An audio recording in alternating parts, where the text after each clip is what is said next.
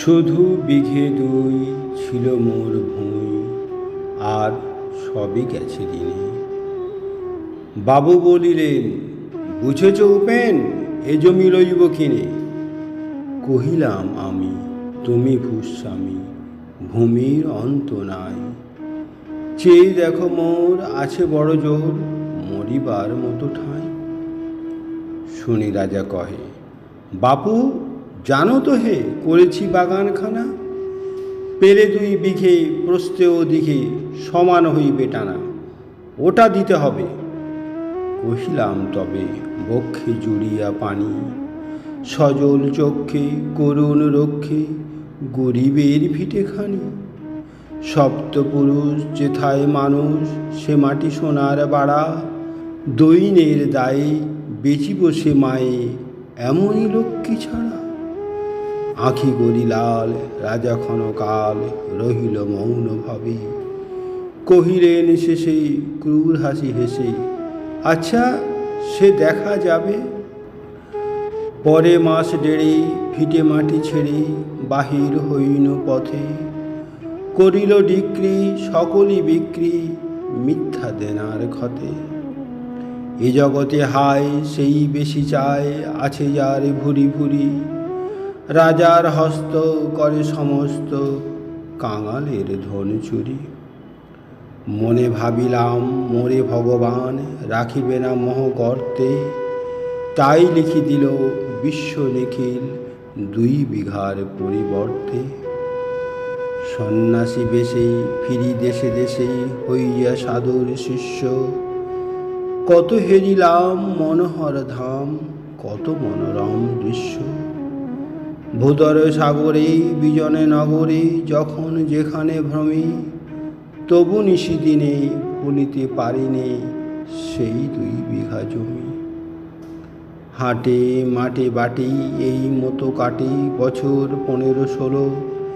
একদিন শেষে ফিরিবারে দেশে বড়ই বাসনা হলো।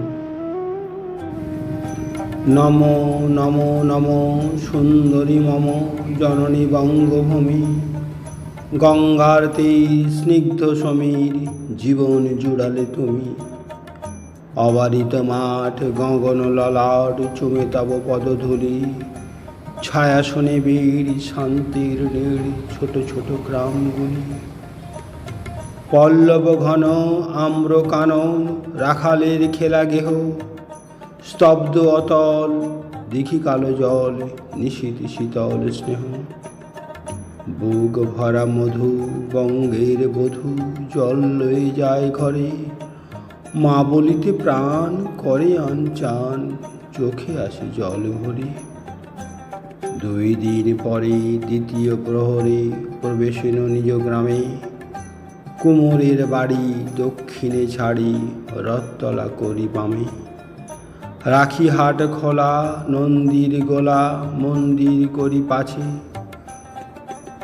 ত্রিশাতুর শেষে পৌঁছিনু এসে আমার বাড়ির কাছে। ধিক ধিক ওরে শতধিক তোরে নীলাজ কুলাটা ভূমি। যখনই যাহার তখনই তাহার, এই কি জননী তুমি। সে কি মনে হবে একদিন যবে ছিলে দরিদ্র মাতা। আঁচল ভরিয়া রাখিতে ধরিয়া ফল ফুল শাক পাতা। আজ কোন রীতে কারে ভুলাইতে ধরেছ বিলাস বেশ। 5 রাঙা পাতা অঞ্চলে গাঁথা, পুষ্পে খচিত কেশ। আমি তোর লাগি ফিরেছি বিভাগী, গৃহহারা সুখহীন। তুই হেতা বসি ওরে রাক্ষসী, হাসিয়া কাটাস দিন। ধনির আদরে গরব না ধরে, এতই হয়েছে ভিন্ন। কোনোখানে লেশ নাহি অবশেষ, সেদিনের কোনো চিহ্ন। কল্যাণময়ী ছিলে তুমি ওই, ক্ষুধাহারা সুধারাশি। যত হাসো আজ যত করো সাজ, ছিলে দেবী হলে দাসী। বিদীর্ণ হিয়া ফিরিয়া ফিরিয়া চারিদিকে চেয়ে দেখি। প্রাচীরের কাছে এখনো যে আছে সেই আম গাছ, একি বসি তার তলে, নয়নের জলে শান্ত হইল ব্যথা।